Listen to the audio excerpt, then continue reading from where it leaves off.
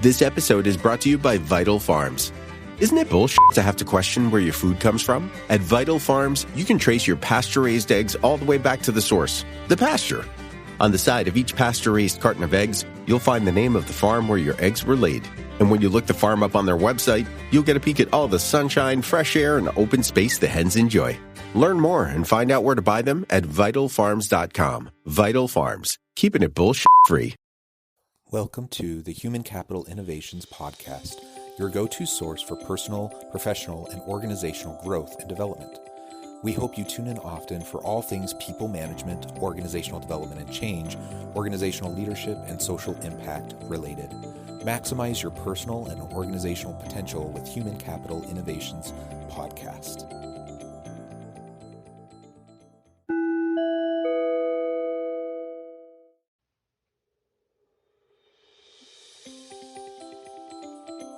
Welcome to the Human Capital Innovations Podcast.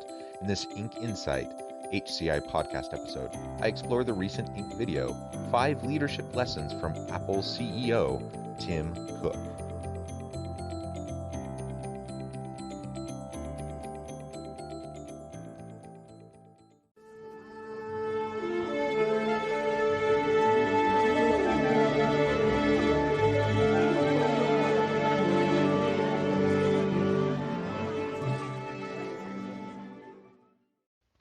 Welcome back to the Human Capital Innovations Podcast. It's great to be with you again today for this Inc. Insight HCI podcast episode. Today I'll be exploring the recent Inc. video, 5 Leadership Lessons from Apple CEO Tim Cook. In this video, they present 5 lessons all entrepreneurs can learn from Apple CEO Tim Cook's leadership style. They'll lay out the 5 lessons, I'll intersperse some of my own thoughts and commentary, and I'll catch you on the flip side of this first clip. Tim Cook famously doesn't crave the spotlight, but as CEO of Apple, he also can't escape it. It's Tim Cook's job to lead the most valuable company in the world, and it's under that leadership that Apple has seen the most extraordinary growth of any company over the past decade. It's with this wealth of experience and success that Cook is able to provide some great insights for leaders about stewarding an organization. We've gathered 5 lessons that can benefit everyone from Cook's leadership style. First of all, there's many things I just really appreciate about Tim Cook. I appreciate that he's a humble leader, someone who doesn't crave the spotlight, one who is actually willing to seek the input from people all around him and humble enough to listen to that input and even try to act upon it. So you'll see how that plays out in these 5 tips that they'll be presenting. But I think at the core, it's the fact that he isn't so full of himself. He isn't arrogant. He's not a narcissist. He isn't in it for him and his own power and prestige and, the opportunity for him to be the spotlight. I love that about him. I love that about other leaders with a similar kind of an approach. And I think you'll see how that plays out in these upcoming tips. Number 1, diversity of leadership. Diversity isn't just an HR buzzword. In fact, a plurality of backgrounds among your employees can actually help the revenue of your company. The idea behind this philosophy is that people bring lots of different experiences to the table, and companies that can harness the most amount of creative experiences will be more innovative in their approach to business. We want diversity of thought, he says. We want diversity of style. We want people to be themselves. It's this great thing about Apple. You don't have to be somebody else. You don't have to put on a face when you go to work and be something different. But the thing that ties us all is we're brought together by values. We want to do the right thing. We want to be honest and straightforward. We admit when we're wrong, and we have the courage to change. The fact that diversity of leadership is essential in innovative, in a productive, effective organizations is not new. He did not come up with this, of course. People have been talking about it for a really long time. And the research is pretty darn clear on the business case for diversity, equity, and inclusion, as well as, of course, the human case for it, that we just want to treat everyone with dignity and respect, and we want everyone to be able to come to the workplace as their whole authentic self and to be able to contribute based on their unique background and their worldview and their experiences and their unique talents, skills, abilities, and capabilities and competencies. But the reason why this is brought up in relation to Tim Cook is that this is something that he truly and sincerely values. He recognizes that diversity is key, and he isn't just giving lip service to it. He truly puts it into action within Apple, that they seek out diverse workers. They seek out the opportunity to have diverse people around the table, but then that in and of itself isn't enough. You have to then really truly give them a voice. There needs to be a psychologically safe space for them to contribute, and then you have to be able to show that you value their contributions and their unique insights. It doesn't mean you need to incorporate everything they say, but you definitely need to listen sincerely. You have to thoughtfully take the input, and then you do have to show that you're willing to make adjustments as necessary based on the diverse perspectives around the table. So he believes strongly in diverse leadership and leveraging the capabilities and the capacities of all of those on his team, and I couldn't agree more. Number 2, transparency is key. Cook knew transparency would be key to leadership. With harsh criticism about the standards of Apple's global employees, he opened the doors and invited the world to see how Apple operates. By doing this, he not only created goodwill around the company, but set industry standards for other manufacturers.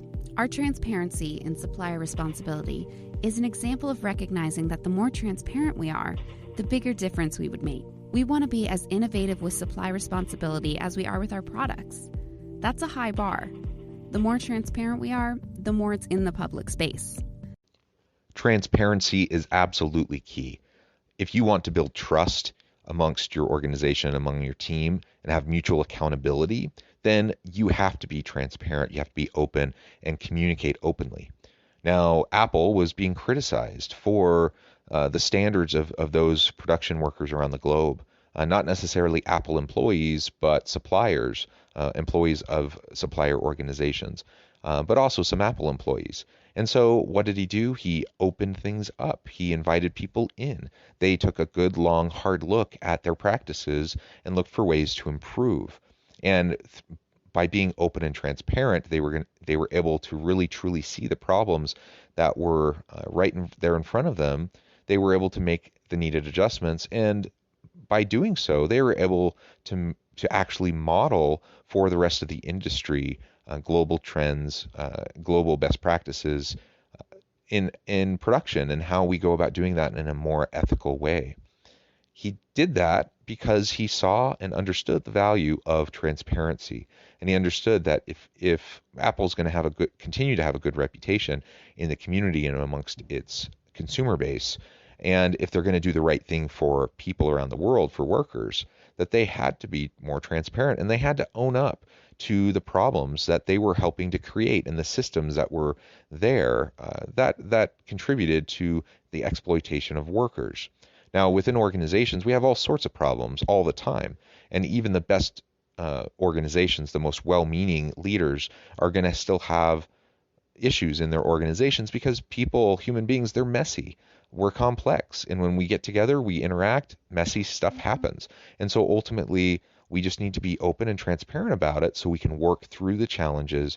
And if we just hide it, if we just pretend like it's not there, then things fester, things become more of a problem, and ultimately we're not able to address them.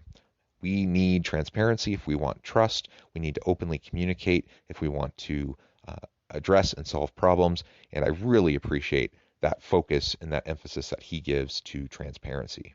Number 3, listen to your customers. If anything, it humbles you. You think you understand your customers, but do you? Even Tim Cook, head of the world's most valuable company, carves out time to walk around company stores and read customer emails. Cook says, "I'll walk around our stores. You can learn a tremendous amount in a store. I get a lot of emails and so forth, but it's a different dimension when you're in a store and talking to customers face to face. You get the vibe of a place. Not allowing yourself to become insular is very important, maybe the most important thing, I think, as a CEO." Along with the points about diversity and the point about transparency, the next point that you have to listen, I mean, it just flows, right? It makes perfect sense. And if you were to be more transparent and if you were to have more diverse voices around the table, but you don't actually listen, then what's the point? but he really emphasizes the importance of active listening and to truly look for the feedback from all stakeholders, to the point that he'll actually read, as the CEO, he'll actually read customer emails. He'll actually go to the stores and he'll walk around and he'll see how people interface with the employees and with the products. And he'll get a better sense of what is going well and what they could possibly improve. I really like a lot about this because what he's demonstrating, again, is his humility, that he doesn't have it all figured out, and he recognizes the need to stay connected.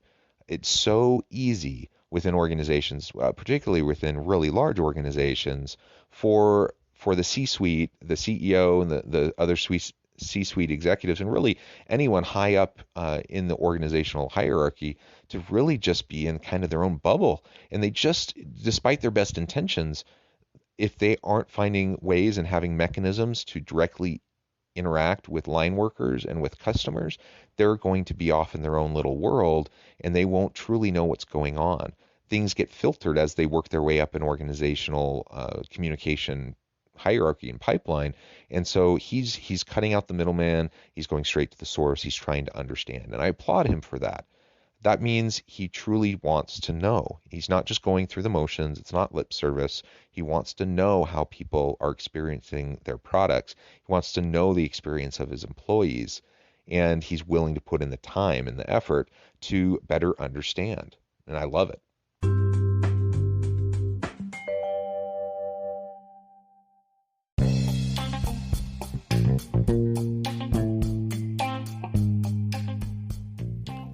I'm excited to announce the publication of my new book from HCI Press, The Alchemy of Truly Remarkable Leadership: Ordinary, Everyday Actions That Produce Extraordinary Results. Consider how the nature of work has shifted over the past 50 years. With increased globalization, rapid technological advancement, and the shift in economic composition, the average job of today looks very different than the average job of 50 years ago. What will the jobs and organizations of tomorrow look like? Moreover, what does this all mean for organizational leaders? What are the core competencies and capabilities of organizations and their leadership that are prepared for continued disruption and geopolitical and socioeconomic shifts? Regardless of what the future holds, increasingly, leaders need to be socially minded, data-driven, decisive, champions of talent, and disruptors of the traditional notions of leadership, teams, organizations, and work. The Alchemy of Truly Remarkable Leadership will help you to explore your own leadership competencies and capabilities and consider ways to apply and implement them into your workplace and personal life.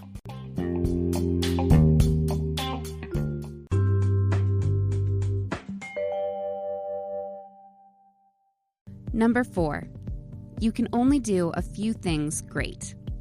Considering the size of Apple, it's pretty remarkable to think about how few products the company actually creates. I mean, if you really look at it, we have 4 iPods, we have 2 main iPhones, we have 2 iPads, and we have a few Macs. That's it. The point is to focus on what you do best and do it the best you can. We argue and debate like crazy about what we're going to do because we know we can only do a few things great. At the right time, we'll keep disrupting and we'll keep discovering new things that people didn't know they wanted. You can only do a few things great. Really honing in, focusing in on those things that can be your competitive advantage in the marketplace. That's really important. And there's a tendency for people to want to try to just be all things to all people. And while that might seem like a good idea and that might sound nice, the problem is we have limited resources. We have limited cognitive load to be able to manage all the various types of things that an organization might try to do. We have limited financial resources, limited production resources. The bottom line is we can't do everything and we can't be everything for all people. So we have to pick and choose, and we have to be really deliberate about why we choose to do some things and not do other things. At Apple, they really do focus in. They don't have a huge wide range of products that they bring to market.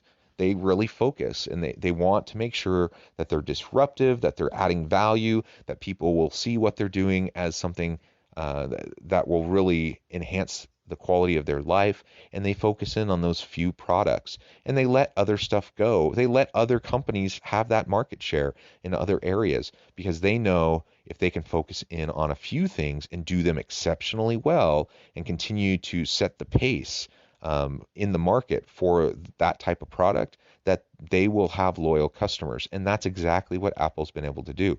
I know of few brands that have a more loyal customer base than Apple and all of the Apple products, the whole Apple ecosystem. People are devoted to it. In some ways, at times I'm like, wow, this is like religious or almost cultish, the way people are so invested into their Apple products. But kudos to Apple, kudos to Cook, kudos to the team for focusing on creating such amazing products and such a great user experience and such a great customer experience that people just want to keep coming back again and again and again. And they keep innovating in ways that push the envelope in the industry. And they're only able to do that because they focus limited resources on bringing forth new innovations and new great products to market, focusing on what they do best. And number 5, admitting you're wrong. Ultimately, Cook's advice for entrepreneurs and CEOs is advice that's pretty helpful for everyone. So many people, particularly I think, CEOs and top executives, they get so planted in their old ideas and they refuse or don't have the courage to admit that they're now wrong. Maybe the most underappreciated thing about Steve was that he had the courage to change his mind. And it's a talent. Admitting you're wrong, willing to acknowledge that you may have made a mistake or that your thinking wasn't the best thinking, willing to recognize it, admit it, acknowledge it, to apologize, and to move on. All of that is necessary to heal, to really move on, especially if people have been harmed by the decisions that you've made or by the things you've said or the actions that you've taken. You need to be able to apologize. You need to be able to admit it. And it takes humility to be able to do that. I know many executives who would never admit when they were wrong, even when it's pretty stinking obvious. And it's for a number of reasons. One, their ego. They just can't bring themselves to admit it, and they'll end up scapegoating other people and throwing other people under the bus. Two, sometimes organizations are just worried about liability, and they don't want to admit fault or that they were wrong because they're worried about litigation. They're worried about the negative consequences or how it could impact their stock value. Ultimately, Cook takes the approach of, I'm just going to own it. If I do something wrong, I'm going to admit it. I'm going to apologize. We're going to acknowledge it. We're going to fix it. We're going to move on. Ultimately, we have to live with the consequences of our mistakes. He owns up to it. And I really, really appreciate that. Again, that's just a real sign of humility, of someone who is focused on the needs of others and someone who wants the organization to be the best it can possibly be and for everyone around him to maximize their potential. We can't maximize our potential. We can't push the envelope, and we can't truly excel and succeed if we're not able to acknowledge the problems, the faults, the mistakes. We acknowledge them, we address them, we iterate, we innovate, we move forward. And ultimately, that's all anyone can expect. Nobody expects perfection. Nobody expects that we always make the right decision or that we always 100% will be able to do the right thing. But people do expect a good faith effort, and they do expect that you'll be transparent about what happens, and if there are bad consequences, that you will actually try to fix them, acknowledge them, apologize sincerely, and then move forward. That's what he does. That's what Apple tries to do. I really appreciate it, and I think we can all take a lesson out of his book in terms of how he deals with apologizing and admitting fault. I really appreciate this short ink video. I think there's some really great lessons here, some good insights from Cook and his style and his approach that I think we can all try to emulate, and that will help us to better lead our teams, be there for our people, and have more successful organizations. As always, thank you for joining me for this episode of the Human Capital Innovations Podcast. I hope you stay healthy and safe, that you can find meaning and purpose at work each and every day, and I hope you have a great week.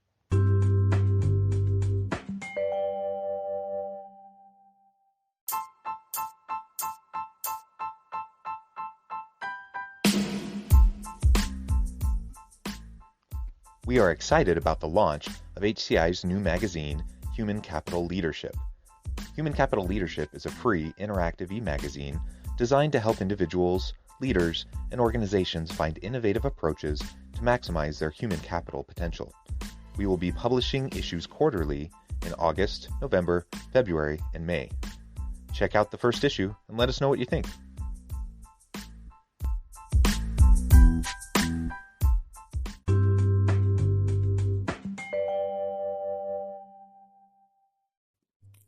Thanks again for joining us for this episode of the Human Capital Innovations Podcast.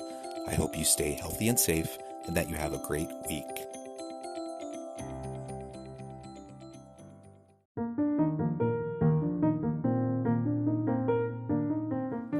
Check out our new weekly LinkedIn newsletter, Alchemizing Human Capital, exploring industry trends via original research and interviews with executives and thought leaders from across the globe.